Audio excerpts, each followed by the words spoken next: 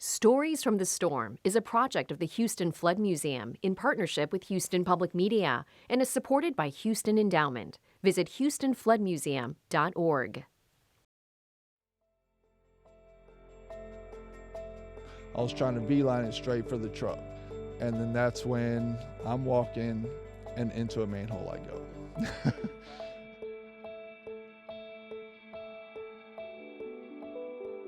Well, Saturday morning, the streets were flooded, and we closed the store. I remember that vividly, because a day without cash flow to me is like a day without oxygen. That's right. Then Saturday night, I went home to my house over there by the Galleria store, and you and Jeremy stayed here, right? Mm-hmm. And I thought the worst was over. Then I woke up Sunday morning, and I couldn't get out of the driveway into the street because the water was 3 feet deep.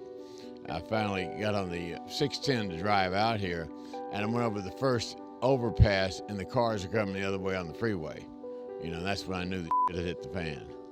So I got here about noon, and the phones were ringing off the wall, emails are exploding, text messages everywhere saying, you got to come rescue us, we're going to drown. So you asked us, what can we do to help? And we said, we have these 24-footers, and they're tall, they're 4 to 5 feet off the ground, and, we can help them pick people up. Yeah, so then I called James. He's stuck in Dallas with his wife and kids, and I say, how do we tell these people that we're going to be a shelter here at the North Freeway and at Richmond, and how do we get drivers to come out here and drive these trucks around and pick up all these people that are flooded? And James said, do a Facebook Live.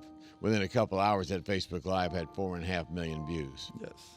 The overwhelm of volunteers and help, and we knew this town at that point was committed to help. Yeah, and the volunteers came in. They showed us their commercial driver's license, and we picked 2 of them and put them in the truck, and off they went. So that's the point where all these trucks started going out, and we started bringing them in, and it was exciting to help these guys. Yeah, they brought them in, and they were covered with dirty water and sludge, and shell-shocked, traumatized, had their life belonging in a black plastic trash bag. Remember that?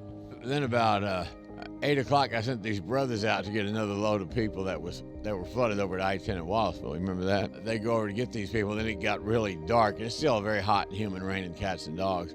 And about 10 o'clock at night, I get a call from this lady. She says, I was talking to my husband. He's in the back of one of your trucks over at I-10 in Wallaceville.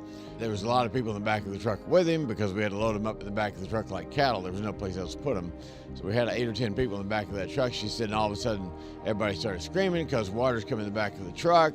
She said, and I'm afraid my husband and all those people have drowned, and the cell phone cut off. You couldn't talk to him anymore. So I said, Anthony, you're 6 foot 8 inches tall. You got to go out with Junior here, and Junior's 5'2". So we dispatched the odd couple to go rescue them.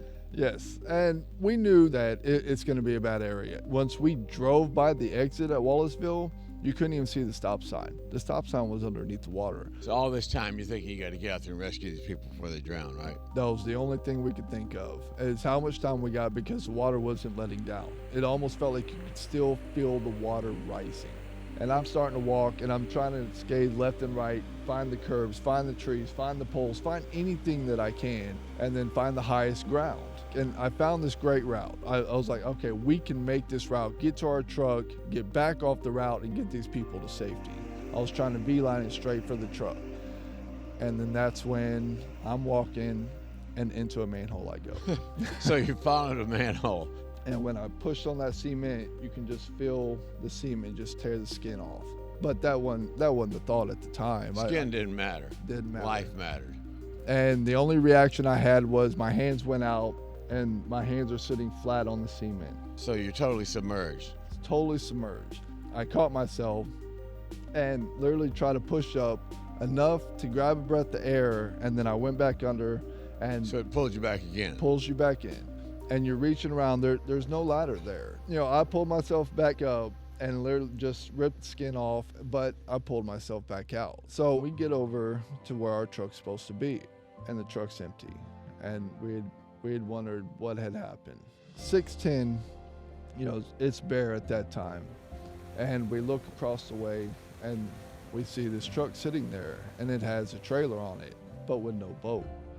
And we walk over there, and there's a lady sitting in the truck, and we ask her, we go, do you happen to know if there was anybody in that truck that was over there? And she goes, absolutely. And, our spirits got more up. She goes, my husband just launched his boat right off the feeder of Wallaceville And he went over there and he picked him up and he went into that neighborhood. He'll be back in a minute. Just hang tight. And all about this time, it's about 2 o'clock in the morning here. It's still raining cats and dogs out here, very hot and humid outside.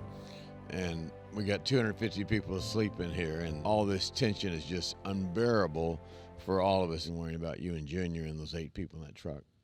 What time did y'all get back here? It was about 2:30 in the morning. Yeah. And we all got back here. Everybody was safe. It was the worst of times, but also the best of times. Yeah. And it couldn't happen without you. And you, for sure. You started this rally and you ended this rally. It's just an everlasting memory. You're there to help make it better. You can overcome. That's the story of Houston, the story of Texas, the story of Hurricane Harvey.